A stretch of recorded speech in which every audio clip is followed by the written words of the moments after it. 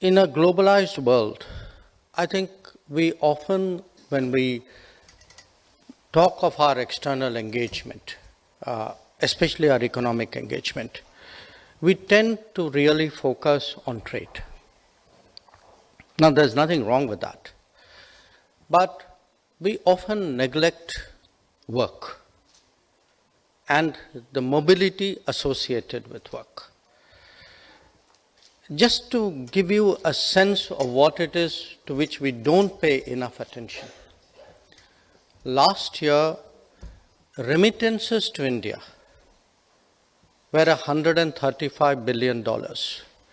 That's about roughly twice our exports to the United States. Now, it's just the remittances, because think of the people abroad, their own livelihood, the assets they have created there, the services which have been generated in India, the second, third order consequences of all this. And I leave it to you to actually imagine what is the size of this business which is called mobility. And I put it to you, it is clearly multiple X times the remittance. Now, that's the positive side. There's also, like in life, a downside to it. Because when mobility is legal, when mobility is formal, then it has a whole lot of beneficial impacts, which I will talk about. But when it is not, then I think it is actually almost a magnet for every kind of bad business to be associated with it. So if you look at trafficking per se, all the associated crimes, and often it leads people with agendas of various kinds, political agendas, separatist agendas, they all join up to the illegal mobility side of it. So the very fact that you have today recognized the importance of mobility, for me, is a cause of satisfaction. Now, obviously, there are two aspects to this mobility, or three aspects to this mobility. One is demography. I mean, there are places where there's demand, but there aren't enough people. The demography and the demand are mismatched. The second, to some degree, is competitiveness and talent, that other people offer something which makes it worth, the while of the hosting society to get them. And the third is actually social attitudes towards work, which is, in many cases, there may be people, but they don't want to do that particular kind of work, or they don't want to do it at that cost, in that number, under those conditions. So the fact is, today, mobility is an increasingly important factor of the international economy. Now, we know there is a market for mobility. But I think from the viewpoint of the government, there are three consequences which emerge from that. One, how can we be enablers of mobility? How can we improve the skill sets of people who are potentially mobile? How can we provide them with the facilities to make them mobile? The second, arrangements, formal arrangements, sometimes between governments and companies, enterprises. And the third, to the people who are mobile, who go out of the country. How do you equip them with the confidence and the assurance to operate in a global workplace? So, in a sense, it begins from creating a global workforce, preparing a global workforce at home, and then ensuring when the workforce is actually deployed in the workplace, that it is done so as efficiently and as securely as possible. So I actually want to share with you today some of the things which have happened in the last 10 years, because particularly to the Indians in the room, many of you would take it for granted, or many of you, may not even be aware of it. But these are actually very deep changes which have been of great impact when it comes to mobility. 10 years ago, if you wanted a passport, there were, I think, 77 places in India to which you could apply. Today, in the last 10 years, we have added 468 more such places. So pretty much any citizen of India is actually today able to apply for a passport by journeying at best a few hours, as compared to what it was 10 years ago, when actually you had to make a trip to, if not a metropolis, at least to a good-sized town, and probably spend a few days in order to just get a passport. So this expansion of actually a passport, because passport is where your mobility begins, international mobility begins. Moving on from that, getting a passport used to be a very hard challenge in this country. I mean, I tell people, when many of us, I see Vikas Sarup sitting here, when many of us actually joined the Foreign Service, people in your locality said, aha, we now know someone who will help us get a passport. Okay. Today, I mean, nobody even talks about it. In fact, if somebody doesn't get a passport within a week or 10 days, I get some pretty angry social media comments. So the speed at which we do passports, the clarity of documentation, we've actually streamlined it. And when we speak today about digital governance, in fact, in many ways, it is our passport program which is the poster child of digital governance. Now, it isn't just in India. We also used to have a situation where if you lost your passport, it was very difficult to get it replaced or renewed abroad. And if you lived in one country, you couldn't get it done in another country. Now, that's gone. Just like in India, you can today apply for a passport anywhere, because we know people are also internally mobile. So you don't have to go to your home state or your district or your hometown to actually renew your passport or apply for your passport. You can do it from anywhere. The fifth one is actually when people are abroad, they will have problems. There has to be a channel to address those problems. And, it cannot be episodic, it cannot be, I know somebody, so I complain and they look at me. There's got to be a system to it. And again, one of the big changes is a portal we started about a little more than 10 years ago called Madad, which means help. It's an acronym. And just to give you a sense of how much that portal is being used, I was clearing Parliament questions for the week. Tomorrow and day after are my Parliament days. In the last 3 years, only in the Gulf, we actually have addressed 138,000 grievances using the Madad portal. So that gives you the kind of scale of both the demand and the ability today to respond. Now, another, I would say, mechanism which we actually have expanded its usage is something called the Indian Community Welfare Fund.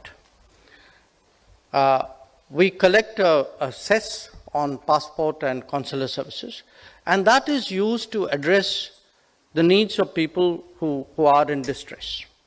And again, I'm just giving you a figure because I was looking at it early this morning for my Parliament questions. In the last 3 years, 238,000 people have benefited from the use of this Community Welfare Fund.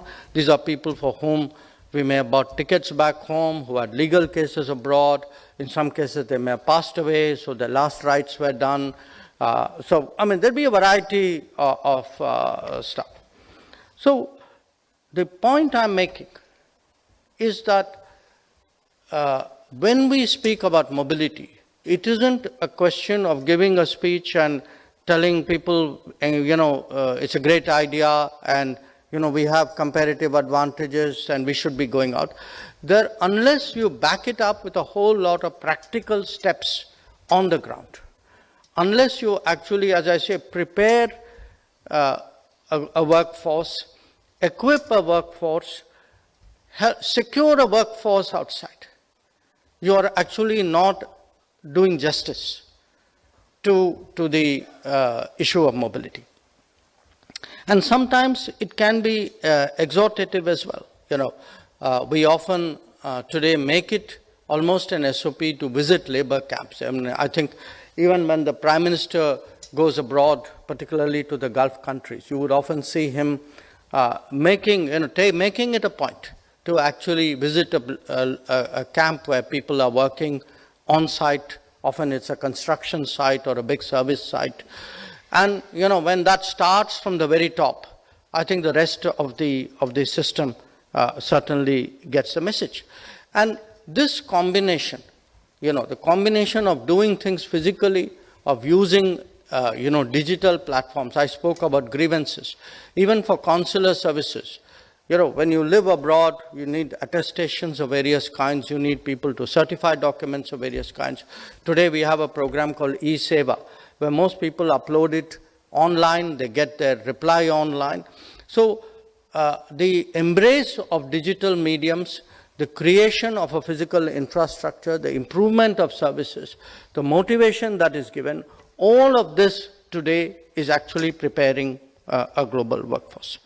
Now, having said that, things do go wrong, and one of them, unfortunately, are conflicts.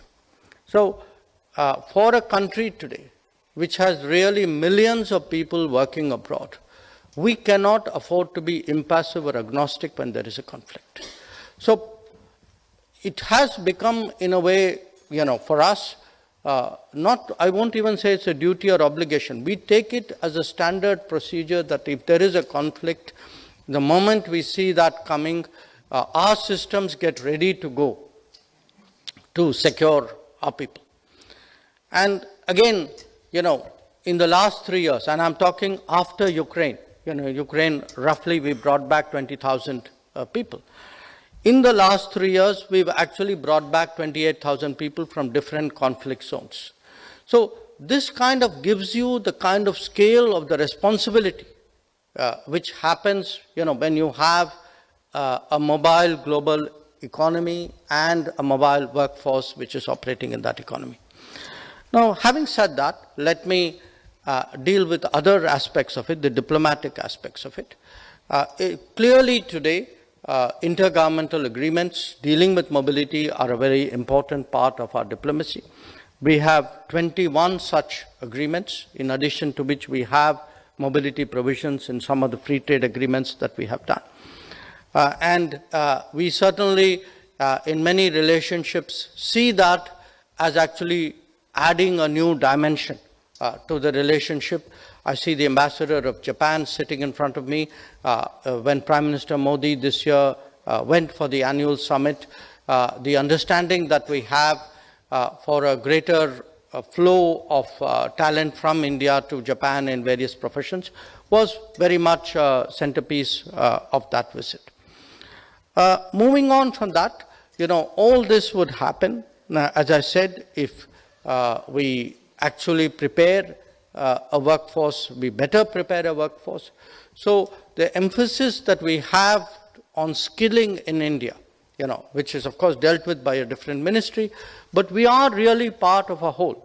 I mean, we are you can say the external face of the mobility, but the back office of the mobility is actually the educational and the skilling system. And today the attention which is being given to improving skilling and actually customizing it where possible to the needs of a potential user is something which is important. Now, recognizing all of this, of course, we are also in the process of rewriting our legislation which underpins mobility. We have the current legislation is more than 40 years old, and it envisaged mobility. Actually, the very name was it was an immigration act. Whereas today, we see it much more as a mobility, because we see it as a two-way process.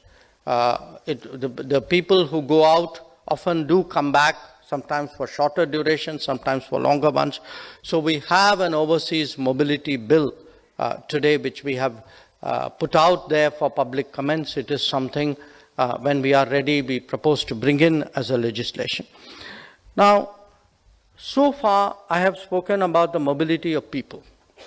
But I also want to highlight that work can also be mobile. That, if the talent doesn't go out, the out comes to the talent. And we have actually seen this growth of what are called global capability centers in the last few years. I understand today that there are in this country about 1,700 global capability centers, which are about half, they constitute about half the global capability centers in the world. And these are centers where global business has found it more effective, more efficient, really to send the business out and to utilize the talent in a different geography. And obviously, given the availability of the talent and the efficiency of it in India, we are a strong attractor of that. Again, there are estimates that about 2 million people are currently employed in global capability centers. And I think the rough revenue estimates which people put for global capability centers is somewhere between $65 to $75 billion currently a year.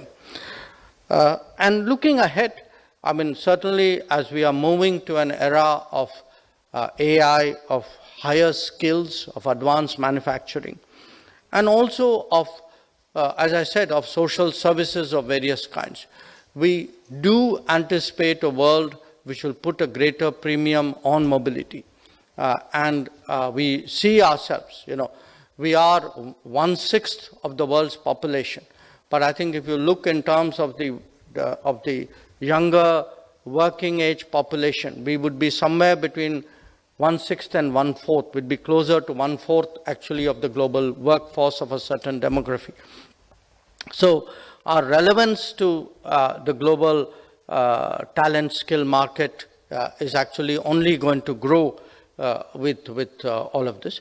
And having said all of that, I also recognize that mobility has its own politics. It has its politics in the receiving society, in the hosting society as well. Managing that is also part of the diplomatic challenge, something that we are gearing up to do.